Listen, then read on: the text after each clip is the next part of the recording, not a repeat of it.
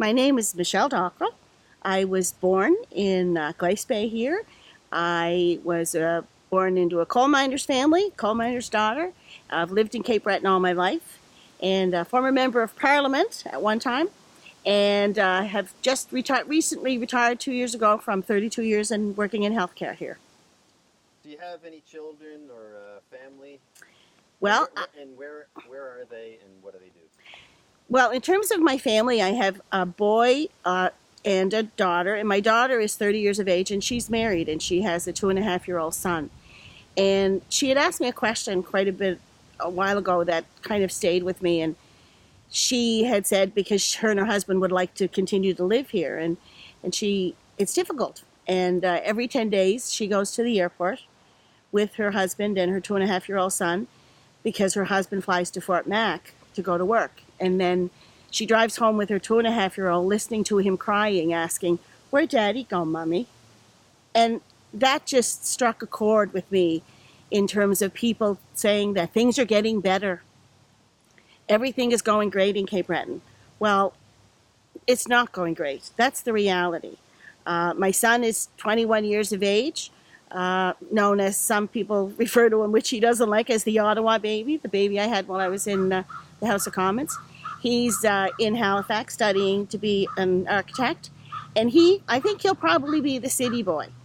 But that's his choice, though. He's able to make that choice, and I don't think it's okay that my daughter's not allowed to make her choice of living and bringing up her family here. So, Michelle Dockrill, that name may ring a bell to some people, or they may question, why do I know that name? Why do people know the name Michelle Dockrill? Well, in 1997, I, working in healthcare, we had, as we have now, a crisis. I was just tired of just watching things coming here and coming to a few, and so I decided that I was going to fight for this place, and my motive was that I was going to be up against the federal minister of health, a well-recognized Liberal who by the name of Dave Dingwall, and he had won by the largest majority the previous election. And my intent is that if he didn't win by as much in that election, then we made a difference. And fortunately, we won. And what was interesting was that people felt empowered. And I think we sometimes underestimate the power that we have. And it's a little X in a box, but it just has so much power. And that being in Ottawa was I'm numbing, to say the least, in terms of how the place operates. But it was probably one of the most proudest things that I ever did in my life, was to stand up and fight for this place. And as I said, nothing has changed, which is why I've decided that. And in watching the party system structure has gotten to the point that has made the House of Commons dysfunctional. It has become about power. It's become about obtaining it and retaining it at all costs. And this place is dying. That brings me to my next question. Like, what was your motivation to run as an independent candidate? Because we do know you have a bit of a political partisan past. What was the decision and what was the motivating factor? This island was the motivating factor for me. And the continued decline of this island. We've lost 30,000 people in the last 3 decades. And it is continuing. And we have constant double digits of unemployment. We have very, very few young people. Subsequently, therefore, we have very, very few families. So therefore, we have schools closing. We have the need for less teachers. We have a healthcare system that is just absolutely abysmal and in crisis. And I don't believe that the parties care. Some people say, well, they've done this and they've done that. Well, why have we not been able to be successful on this island if the parties have been focused on doing what's best for this place. And I believe that we're on the cusp of this island dying. I mean, we originally had 3 federal seats on the island. Now we're down to 2. And I have no doubt that by the next election, there'll be 1. How important do you see this election for Cape Breton Island? I think this election will be about, seriously, the survival or not. I think that if we don't take the opportunity to speak up for the place that we all love and we know can just surpass any other part of this country, I think that we will become a playground for the rich. And I believe that's part of the intention of the government, is to manage the decline. That's what we've heard public servants tell us, is that's what they're doing. They're managing the decline of this place. So you say this is a life or death situation for Cape Breton Island. There's also a life or death situation that we're facing climate-wise. We're in a crisis. Do you see an irony of a comparable that, not only is our planet on the brink of dying within the next 10 to 20 years to irreversible situation, this island is getting close to that same situation? Absolutely. And there's so many things that we could do here. I mean, we could look at new regulations for, erosion, shoreline erosion. I mean, we all know how beautiful this place is. Well, talk about the plastic recycling. Well, why can't we have something here? Build a beautiful recycling plant that we can do it here. I mean, we are a people that work hard, are committed, love this place, but we are not being credited for being a piece of this country. And I think that, the tech bubble, we hear now that all of the talk is that they don't have work-life balance. They don't like the fact that they can't go for a walk on a beautiful trail, or they can't get in a kayak and go for a swim, and yet still do what they love to do. Well, why can't we do that? Why can't they do that here? I mean, yes, we need the proper infrastructure, right? But it's possible. I mean, I talked to a lady the other day that does all of her work is based on Wi-Fi, albeit sporadic because it's not the best we have. But she said, and then I turn around and I look out the window and I see the shores and I see the water, and she said it just reaffirms why I came back from out west. Do you have any ideas or concepts on a broader sense that could be green innovation and green technologies in Cape Breton Island? Well, I mean, I think one of the things that we've kind of, what's happened to us is that we've allowed others to make decisions for us. And if we look, I mean, what about wind power? We see we all know it, we all have friends, and we've all traveled to places like Camp. I mean, can you imagine if we had, really good wind power? I mean, in terms of the sweats that come that way, solar power. I mean, the answers are here, and I think that's what has been a miss for a long, long time. But the only way that's going to be successful is if communities do not allow to be divided, as we have been for a long, long time. And it's been successful for the parties to divide communities and pit communities one against another. This, for me, is about the collective of this place. And the collective means everybody.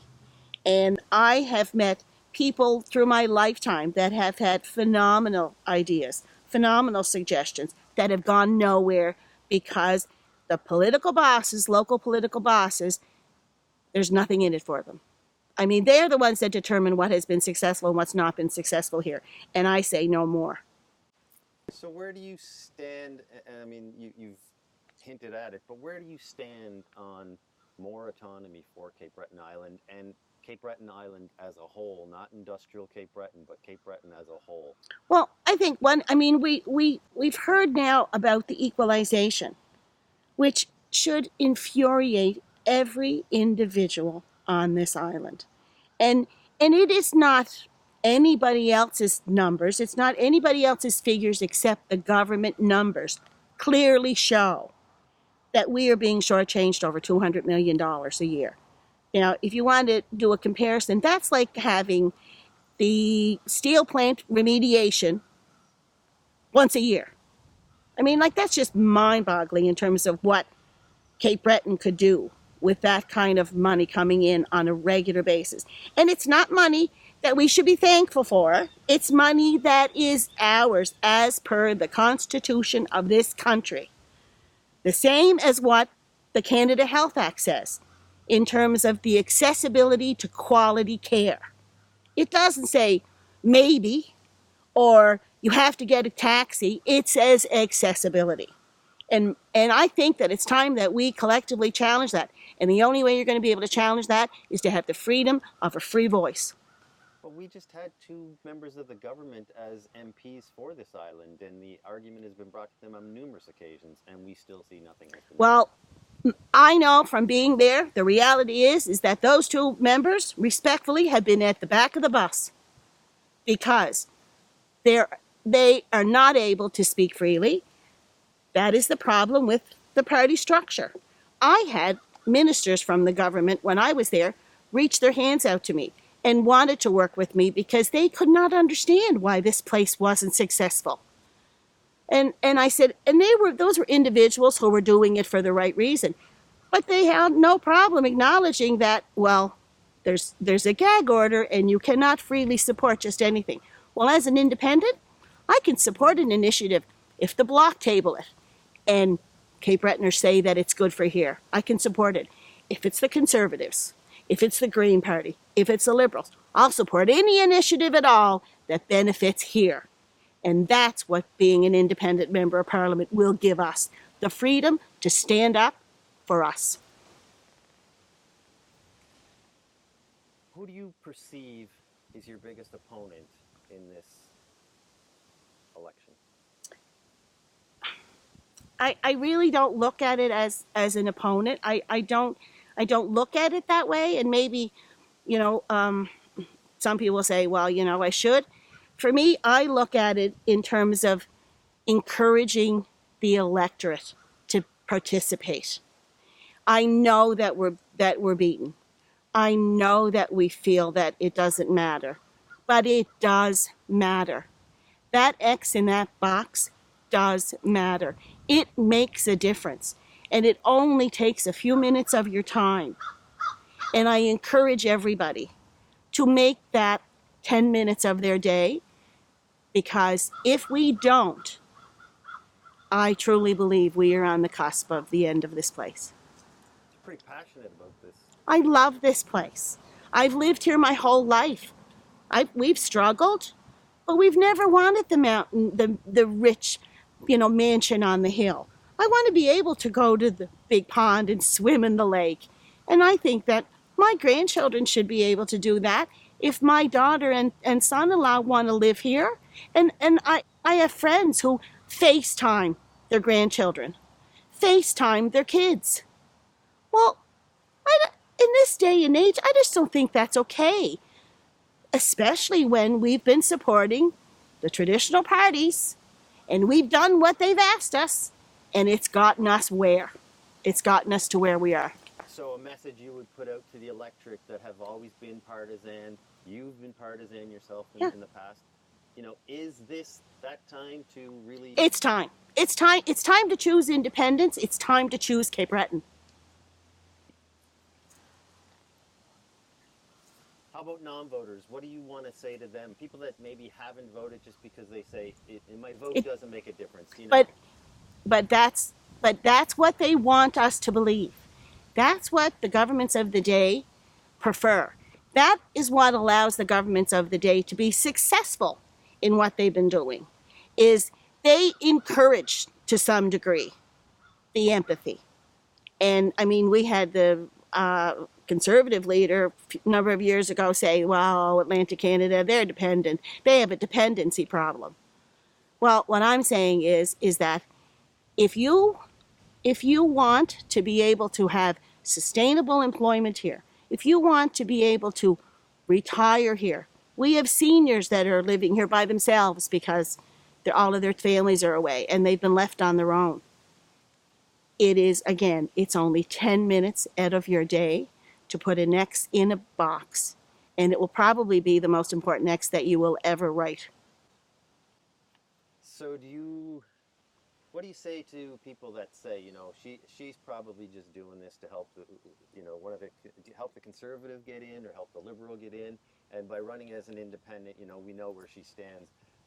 Do we have to worry that Michelle Dockrill is going to get to Ottawa and be swayed by another party, or is this is all about Cape Breton, as you say? This has always been about the love of this place, and as I said, I've been there.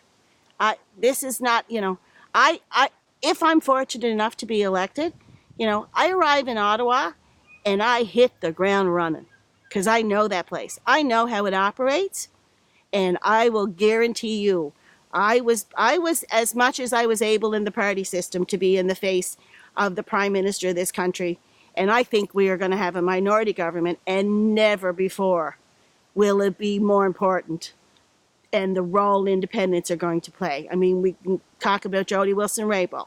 I mean, we've got a Liberal Prime Minister. Oh, he talks about diversity, provided you do what he tells you, and if not, he kicks you out, right? We have a Conservative that, well, oh yeah, we're going to cut taxes. Healthcare, well, that's a provincial jurisdiction. We don't agree with the federal government being involved in the operation of the healthcare. That's the reality. That's what they say.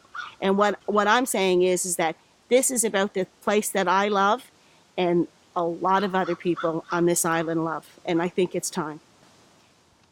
So you, in your riding, you have Mike Kellaway, first time running for the Liberals. We know his leader, Justin Trudeau, has gotten into a few setbacks in his campaign over the last few weeks. And then we have, for the Conservatives, the former MLA for Lewisburg and Myra, Alfie MacLeod.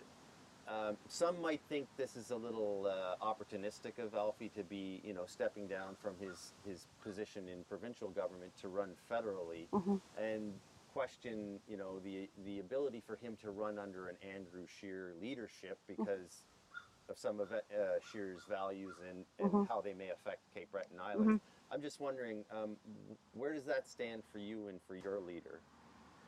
Well, that's the interesting thing is my leader are the people that sent me. I don't have to answer to anybody but them as an independent. And, I kind of find it ironic that the Andrew Scheer's campaign is Justin Trudeau, not as advertised. Well, you can take the not as advertised and you can stamp it on Andrew Scheer as well. And in terms of the MLA, one of the issues that really concern me is that the equalization issue and how we have come to clearly see how we are not getting what is owed to us as per the Constitution. And I never saw any initiative, any word from the MLA. He talks about experience you can trust. Well, I think the equalization group has been, well over almost 20 years. And I haven't seen Mr. MacLeod say or do anything related to that issue. So, I question, not necessarily him, but again, he is within a party structure that will determine what he's able to say. And that is the whole point of running as an independent, is that the party structure has not worked for us. We can point to numerous things that indicate so.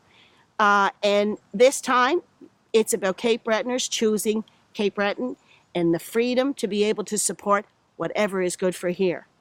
And I believe and I love this place so much, and I believe in the people, and I think that the people will take the opportunity to have their voice heard.